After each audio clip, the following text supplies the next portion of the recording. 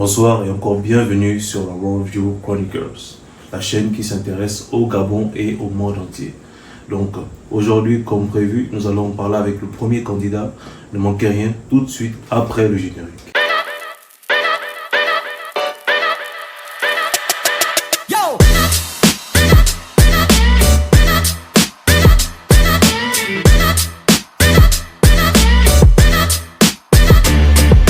Aujourd'hui, nous avons donc sur notre plateau Smith, premier candidat pour les élections, les premières élections pour l'association des Gabonais de Chypre du Nord.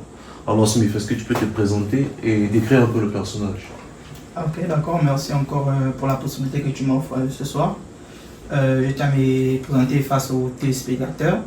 Je m'appelle Aimé Smith, pour ceux qui ne me connaissent pas. Je suis ingénieur biomédical. J'étudie précisément à Nialis University. Je suis en dernière année. Et vas-y quoi, il n'y a pas grand chose à dire sur moi si ce n'est que je suis quelqu'un de dynamique, quelqu'un de, on va dire, d'opportun, quelqu'un qui a une vision claire et de disciplinée. C'est un peu ça. Donc Smith, pour te mettre à l'aise sur notre plateau, on tient à te dire merci de t'être rendu très disponible. On sait que c'est pas facile, c'est vraiment la période d'examen pour nous tous ici à Chypre. Mais tu as pu être là sur notre plateau et tu vas vouloir défendre tes positions, montrer les objectifs que tu as pour la société gabonaise de Chypre du Nord ici et dire un peu ce que tu vois, un peu quand tu vois cette population. Donc avant de te lancer une série de questions que la plupart des ressortissants gabonais t'ont posées, on va essayer de comprendre quel est vraiment ton but, quel est vraiment le mandat que tu vas apporter à cette société gabonaise ici. Ok, d'accord, merci encore pour la question.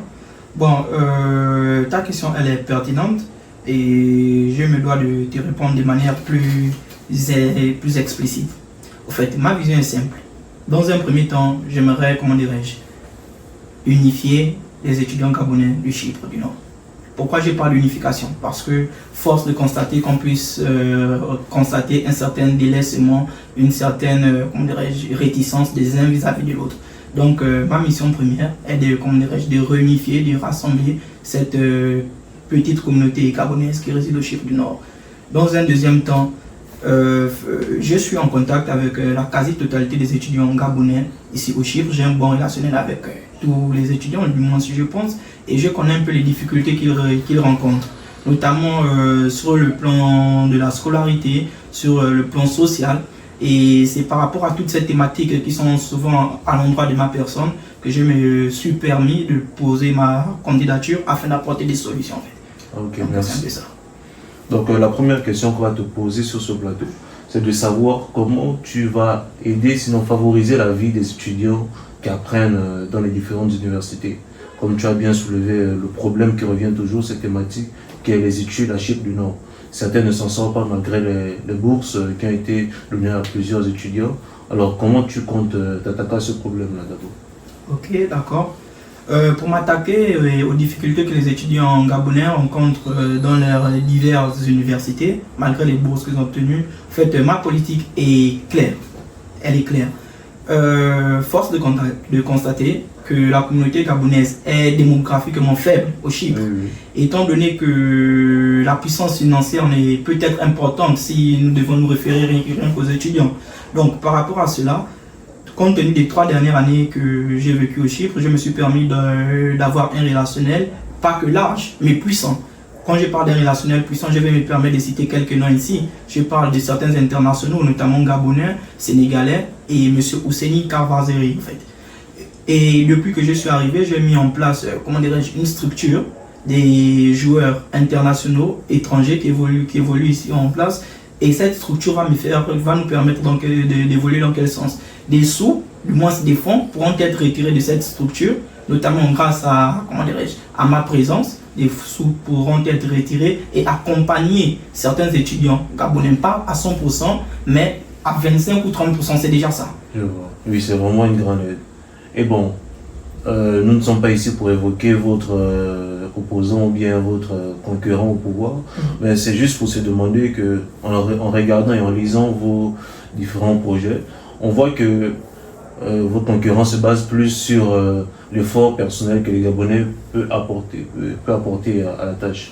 Mais toi, tu te baserais un peu plus sur une aide extérieure aux Gabonais eux-mêmes? Est-ce que tu penses que se baser que sur les Gabonais pourrait tout arranger, ou bien c'est mieux d'avoir de l'aide extérieure? Ok, sans vouloir critiquer le projet de mon opposant, effectivement, lorsque ce projet est arrivé sur ma table, je me suis rendu compte que s'il y avait une erreur de casting, l'erreur de casting se trouve à quel niveau? Où ce dernier a concentré l'effort financier de son supposé gouvernement, s'il est élu par les étudiants gabonais au Chypre, sur la communauté gabonaise. Mais ceci n'est pas possible. Pourquoi? Dans un premier temps, notre démographie au Chypre est strictement faible au fait. Nous sommes au trop entre 35 et 40 étudiants, si je me permets. Donc, tu ne peux pas te permettre de te concentrer sur les sous qui viendront de cette communauté au fait. Ok, partons sur la base que les fonds proviennent excessivement ou bien du moins nécessairement de la communauté gabonaise. Vous pensez qu'en tant qu'étudiant gabonais, on peut rassembler combien? Même si on demande à ces étudiants de cotiser, est-ce que vous pensez qu'on peut atteindre les 5 000, 10 000, 20 000 dollars? Je pense pas au fait. Donc, ma politique est la suivante. Déjà, chercher des fonds extérieurs. Avoir des fonds extérieurs. Et pour avoir ces fonds extérieurs, je me suis basé sur mon relationnel et certains engagements que j'ai avec ces derniers au fait. Je vous ai parlé en amont de la structure que les internationaux francophones au Chypre du Nord ont mis en place, qui viendra en aide aux étudiants. Je vous ai parlé de mon relationnel avec M. Hussein Karazari, qui est le président de Tchangir, le propriétaire de plusieurs sociétés pétrolières dans le pays, et il a aussi des pharmacies, notamment qui sont à sa sœur. Et son père est le président de la société d'électricité qui finance tout le Chypre. Donc, c'est un peu ce relationnel puissant sur lequel je m'appuie pour me dire que les Gabonais, certes, parce que c'est leur communauté, il y a une taxe qui sera prélevée par mois chez chaque Gabonais, mais nos principaux fonds viendront de nos différents partenaires, ceux que je viens à peine de citer. Parce que concentrer nos finances, pour dire qu'on veut aider les Gabonais, concentrer nos finances sur les étudiants, je vais dire qu'on n'a pas besoin d'être ingénieur en économie pour se rendre compte que ce n'est pas possible de faire. Vas-y, quoi. Le bateau va forcément couler. Donc, c'est un peu ça.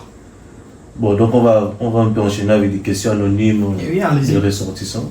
Première question, pourquoi pas voter Vianney, pourquoi pas Smith, et le contraire aussi? Bon, il dit par analogie, quoi. Pourquoi on va voter l'un, pourquoi pas l'autre? Okay, est-ce que vos présidents, vous êtes sûrs qu'ils sont clairs avec la communauté? Donc, il demande, est-ce que vous êtes vraiment clair avec la communauté quand vous venez en face de la communauté? Est-ce que ce projet de loi-là, qui vise vraiment à aider les Gabonais, est-il là vraiment pour aider les Gabonais, ou juste pour se faire voir, ou juste pour avoir des mérites par derrière, quoi? Ok, d'accord. Dans un premier temps, je vais vous d'abord dire pourquoi les Gabonais ne peuvent pas se faire l'erreur de voter Vianney. Non pas parce que c'est une mauvaise personne, au contraire. Monsieur Alogo, c'est un monsieur que je fréquente beaucoup, j'apprécie sa personnalité, mais les Gabonais ne doivent pas faire confiance à Alogo. Pourquoi? Parce qu'il manque d'expérience. Il manque cruellement d'expérience. Ça s'est traduit à travers le projet qu'il a proposé aux Gabonais. Lorsqu'on lit son projet, on peut voir le manque d'expérience, on peut voir quelqu'un qui n'a pas conscience des réalités au fait. Tu vois? Pourquoi voter Smith? Pourquoi? Parce que dans un premier temps, à tort ou à raison, j'ai pris la responsabilité de cette communauté. Et chose qui m'est reprochée, lorsqu'on veut voir certains messages, chose qui m'est reprochée, et j'accepte les reproches parce qu'on dit que lorsque tu veux faire du bien pour quelqu'un, mais si tu n'avises pas la personne, c'est considéré comme du mal. Donc, pourquoi me voter moi? Déjà, j'ai l'expérience du terrain. Je sais à quoi m'attendre. Je connais les responsabilités et les engagements qui suivent ce poste. Et quand je m'adresse aux Gabonais, c'est avec le cœur sur la main. Quand je m'adresse aux Gabonais, c'est avec l'amour de la patrie. Quand je m'adresse avec le Gabonais, c'est avec le besoin d'aider au fait. Je ne veux pas que ces derniers puissent faire les mêmes erreurs que nous, parce que je fais partie des premières personnes à avoir mis pied sur ce pays. Je connais les difficultés qui les attendent au fait. Et c'est dans cette optique que je me dis que je me dois d'être leur boussole, je me dois d'être leur frère de lance au fait. Je me dois d'être celui qui pourra les empêcher de faire les mêmes erreurs que nous, celui qui pourra les empêcher de passer les moments difficiles que nous avons eu à vivre au fait. D'où je sollicite aux Gabonais. Je ne fais pas appel à leur cœur, je fais appel à leur raison en fait. Ok, merci pour la réponse. On va passer à la deuxième question.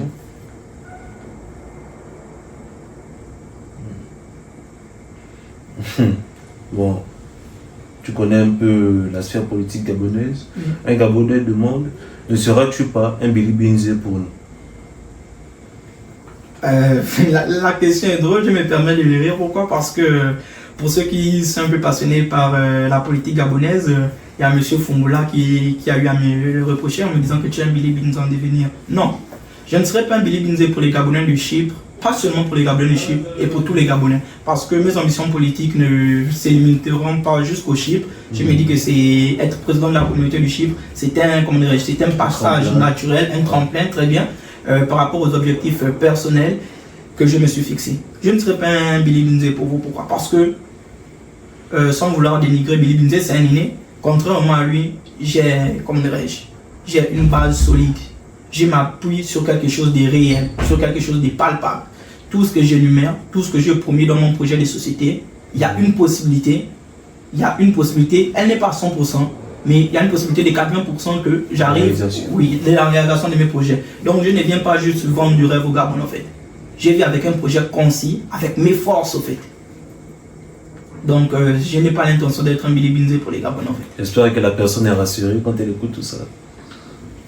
On va aller pour la suite. La prochaine question aussi est très pertinente. Qu'est-ce qui nous prouve réellement que tu vas te battre pour nous Gabonais quand tu seras président? Ok, très bien. Qu'est-ce qui prouve que je vais me battre pour vous lorsque je serai président de la communauté gabonaise? Dans un premier temps, je ne sais pas si vous allez me permettre d'énumérer certaines choses que j'ai eu à faire qu'on peut appeler en grièvement mandat d'autoproclamation, président de la communauté. D'abord, avant d'être gabonais, je me considère africain. Il y a une traçabilité des choses que j'ai eu à faire. Durant cette petite période où je me suis autoproclamé président de la communauté gabonaise, notamment vous allez aller chez les Guinéens, chez les Ivoiriens, vous qui êtes à dire, vous pouvez vous renseigner. Il y a des œuvres caritatives qui ont été faites. Je me suis battu pour tous les frères africains qui étaient en difficulté, pas en mon nom de la communauté gabonaise. Aujourd'hui, il ne peut y avoir un événement au Chypre du Nord si un membre de la communauté gabonaise n'est cité. On appelle soit au président, soit un membre de la communauté. Heureusement, pour moi, j'ai toujours pu répondre présent. J'ai participé à des œuvres caritatives à mes frères. Quand je dis à mes frères, ce n'est pas pour négliger la présence des autres Gabonais. C'est juste que vu que je n'étais pas président officiel, je ne pouvais pas demander aux frères, les communautés. Voilà. L'objectif était de faire valoir la communauté parce que pour nos internautes africains, nos compatriotes provenant d'autres pays, ils estimaient que la communauté ne vivait pas. On n'était pas assez présent dans les œuvres caritatives.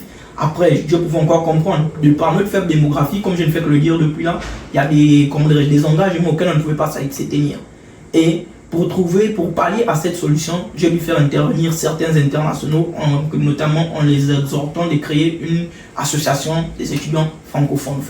Et c'est par là-bas, et le peu que j'ai, que nous avons pu avoir des sous pour aider les frères africains, congolais, brassavillois, ivoiriens, etc., etc. Pour revenir à nos frères gabonais, pourquoi je vais me battre pour les Gabonais? Parce que j'ai l'amour du prochain. J'aime mes frères.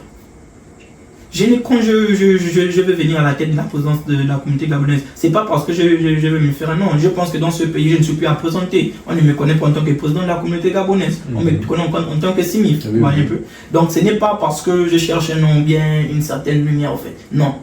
Je vais être président de la communauté gabonaise, c'est parce que je veux me battre pour eux. J'estime que les Gabonais de Chypre méritent que quelqu'un se batte pour eux, que quelqu'un fasse le sale boulot pour eux. Parce que la communauté gabonaise, celle du Chypre, ce sont des gars que je fréquente, c'est un peuple extraordinaire. Ce sont des belles personnes, avec un fond propre et un fond vrai. Et c'est pour eux que je me dois, excusez-moi du terme, je me dois de me casser le cul au fait pour eux. Merci de votre réponse. Et puisque tu parles de casser le cul, on se demande, est-ce que, vu que tu vas comme un sacrifice pour la nation, pour la population gabonaise qui est sur place ici, est-ce que tu devrais percevoir un salaire, par exemple, des caisses qui vont être récoltées tout au long des années que tu seras au pouvoir? Votre question est pertinente comme les précédentes. Pour commencer, il n'y a aucun salaire dans ça. Il n'y a aucun salaire, je n'attends aucun salaire, je n'attends aucune reconnaissance. Que ce soit de mes frères gabonais ou bien de mes frères d'autres nationalités, je n'attends aucune reconnaissance. Je le fais pourquoi? C'est parce que pour moi, je me dis que c'est une préparation, c'est une auto-formation par rapport aux objectifs que je me suis fixé au fait. Je me dis que je ne peux pas prétendre à pouvoir poursuivre mes rêves si même au Chypre, avec une faible démographie, je n'arrive pas à faire quelque chose de significatif. Je n'attends aucune récompense. La preuve en est, c'est que jusqu'à présent, on n'a fait que donner en fait. Il y a la sœur Christina, si je peux me permettre de citer son nom, qui a eu à dire ceci. Lors de ton premier passage, on voit que tu as plus donné. Oui, il fallait donner en fait. Il fallait donner parce que la communauté devait se faire reconnaître. La communauté devait, en fait, on devait savoir qu'il y a une communauté gabonaise au Chypre. Donc c'est un peu ça, il n'y a aucun salaire, je n'attends rien. Effectivement, j'ai l'intention de mettre une taxe pour les étudiants gabonais au Chypre, une taxe raisonnable en fait, pas pour associer mes frères en fait. Non, je vois. Donc c'est un peu ça. Donc merci encore d'avoir répondu aux questions, merci encore d'avoir été très transparent. Nous espérons que tout ce qui a été dit aujourd'hui, demain va servir pour votre débat et que vous allez pouvoir être aussi transparent que vous avez été ce soir. Donc merci encore, merci d'avoir encore participé. Merci monsieur. Donc, merci à tous ceux qui ont regardé la vidéo, merci à ceux qui ont pu se faire une idée des objectifs et de ce qui va se faire pendant le mandat de Smith, s'il est choisi.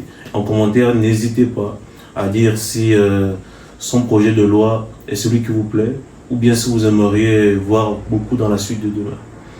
C'est encore Chris, merci beaucoup. Je vous remercie.